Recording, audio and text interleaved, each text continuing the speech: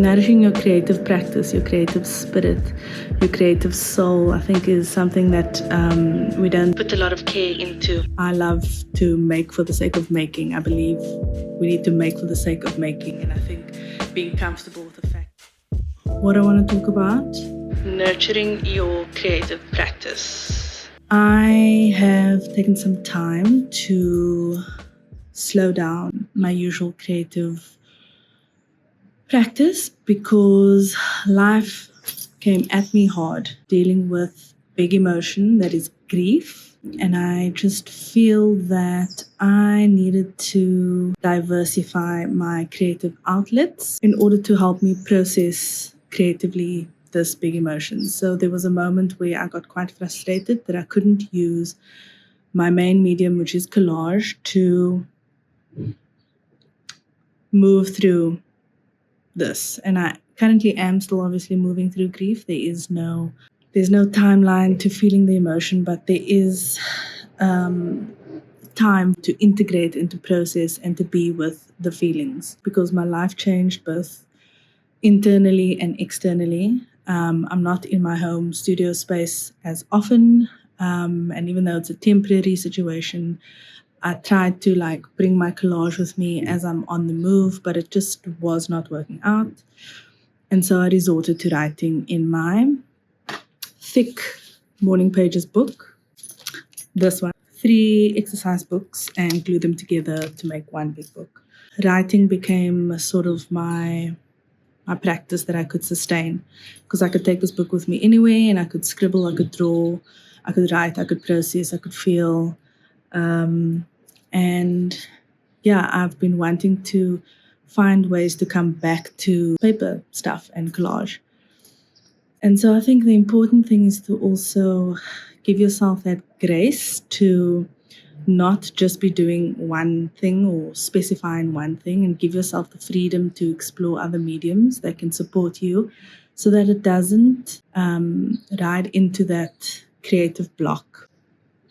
I think when creative blocks come along, we've been doing the sort of same thing for like a while. The magic of it has died down to be doing other things outside of what you usually do, so that you can be inspired by other people, be inspired by your own exploration, be inspired by what's happening in your life. And so I want to start small, because I don't want to compare myself to what I was doing. And I don't want to be like in a mindset of comparison or pressure. I really don't want to put pressure on myself to come to creating again. Like, lots of ideas have come to me which I couldn't action or execute because just mentally and physically I wasn't in the space to bring these ideas through. My creative process is mainly rooted in the excavation process. So it's about exploring, not necessarily about making something nice at the end to sell or to market or to whatever. I love to make for the sake of making. I believe we need to make for the sake of making. And I think being comfortable with the fact that I'm just making for the sake of making, just like this YouTube video. Finding my way back, I am doing the open call by the Mini Collage Collective, which is the Haiku Half Marathon. So on the 17th of April, creating 12 mini collages with haikus on them within 12 hours. And I think that's a beautiful, simple, small-scale project for me to just deep dive back into this work that I love so much. Nourishing your creative practice, your creative spirit, your creative soul, I think is something that we don't put a lot of care into because of this digital age that we live in, where it's like very much showing up and showing out, if not for yourself, for others. And that can be quite tiring. And I think taking pauses or slowing down or doing something else than what you usually do can be highly beneficial.